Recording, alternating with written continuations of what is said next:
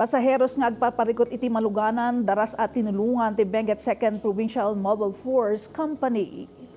Ay lampang lang nga iti pangatong. Ay, hindi kami gamit ng kuya. Lampang tapos. Kas kadagitoy a local commuter iti Baguio Bawang Road, ngayon perda iti libreng sakay aging gaan natalged a nakadanon dagitoy iti destinasyon da. Ti serbisyo kadagiti pasahero ket aging ga iti Bimabanda apaset iti Longlong La Trinidad Benguet.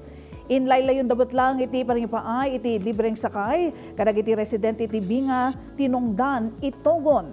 Laban ditoy na siguro iti natalged ken mapagnamnamaan a transportasyon dagiti umili sa jay may sa commitment ti unit para iti proactive community service. Pudno unay nga wan kapar sirag sa kamarikna iti paringipaay iti serbisyo komunidad.